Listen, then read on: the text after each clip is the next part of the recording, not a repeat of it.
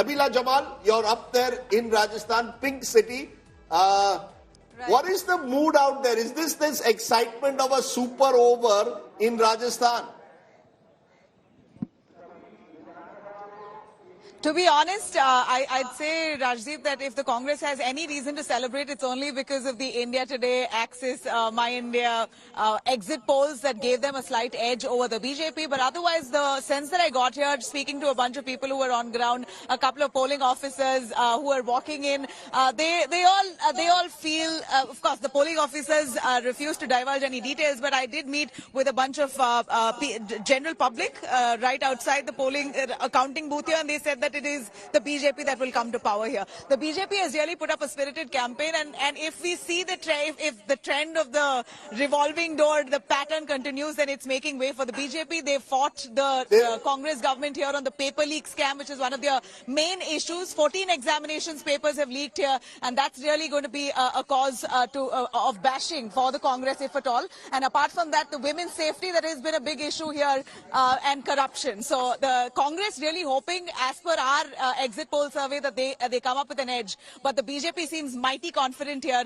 Polling, counting is happening right here, and about 4,600 EVMs that's already underway. So trends will come in by about 9 a.m. Rajdeep. Let's go to Devankur Vadhwa, because he's at the right place. Vasundhara Raje's residence. Vasundhara Raje, interestingly, Devankur met Governor Kalraj Mishra yesterday, and she's suddenly becoming active. And the sense is that she has sensed her moment at 90, 95, 100 that she could become Chief Minister yet again for a third time. What are you picking up? What is Vasundhara Raje up to? A very good morning to you, Rajdeep, and to Rahul as well. You know, as I was heading towards this location where I'm right now, I was thinking about a very interesting anecdote, and this dates back to 2018. So what happened back then, Rajdeep, was that a local big shot who's considered as a big wig in the media circles, in some of the media circles, he had got, equal number of billboards made having Vasundhara Raje and Ashok Gehlot on it with congratulatory messages. So this was back in 2018, Rajdeep, and his game plan was that whosoever's party wins big, that person's posters will be put across the city congratulating that person for the victory. I know exactly who this so-called media baron is. So I'm not naming that person, Rajdeep, but I'm absolutely sure that you know that person. But fast forward to 2023, Rajdeep, the buzz is that that person has decided not to put up any posters, but because there are just too many names in the BJP, and is confounded by the number of candidates, contenders who can be the chief ministerial aspirants as far as the BJP is concerned. So he has dropped that idea.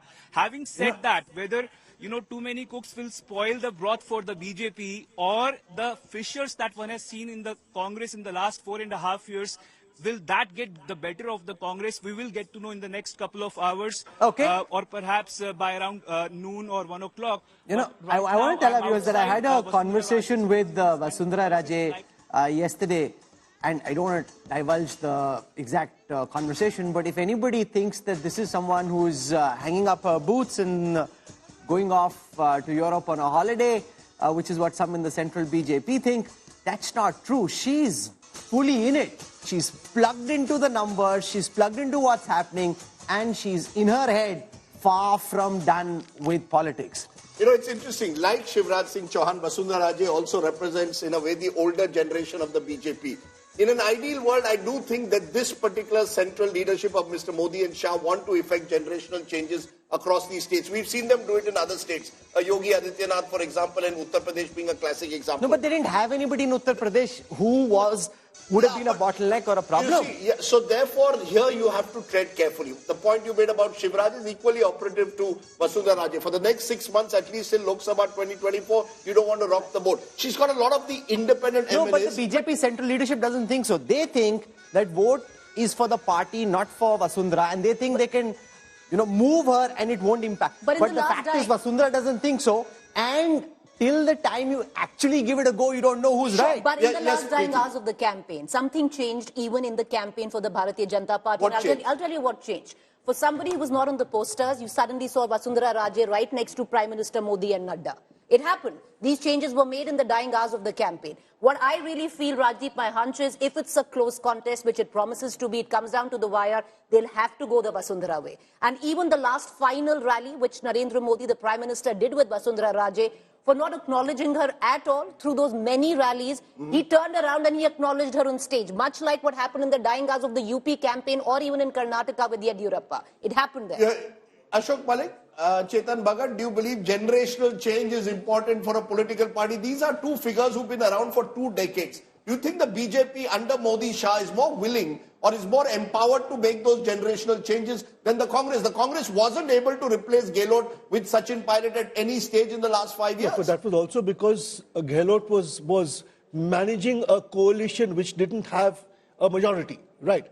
So in the same way, as Rahul Verma, as Preeti said, sorry, if the BJP has a very narrow majority in Rajasthan of just fall short in running a minority government, it will need an experienced hand to pull together the incremental MLAs. So that's going to be the key factor. But if the BJP sweeps and gets, 140 seats or something, then it has more Vasundhara autonomy. has 25 of, at least by the last count, of independents in the fray who are loyal to her right now. There are various numbers. figures, There are various numbers doing the rounds about how many. I think, see, both national parties are having some kind of tussle with their state leadership. In Congress, the problem is that in every state, there are 2 leaders who are fighting among themselves, be it Karnataka, Shivakumar and Siddaramaiah.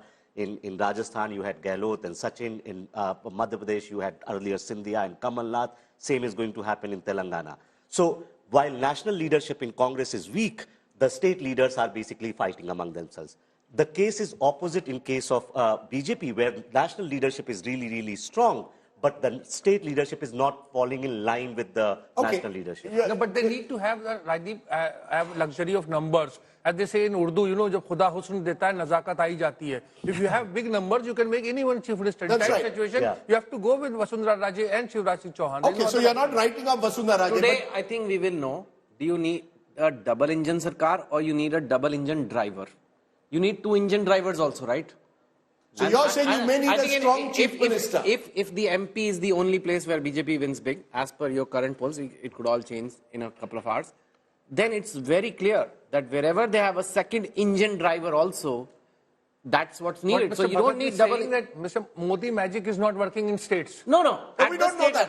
We don't know that. That is one of the tests today. We will comment we will know whether Modi magic works in the states or not. I think that is one of the big question marks, whether Mr. Modi is able to lift the BJP in state election. The interesting data point, between 2014 and 2019, the BJP did win a series of state elections on the name of Prime Minister Modi. Since 2019, on an average, the BJP has lost 10 to 12% of vote share compared to Lok Sabha when it has come to state elections. Therefore, this is a test, you could argue, for so-called Modi magic when it comes to state elections.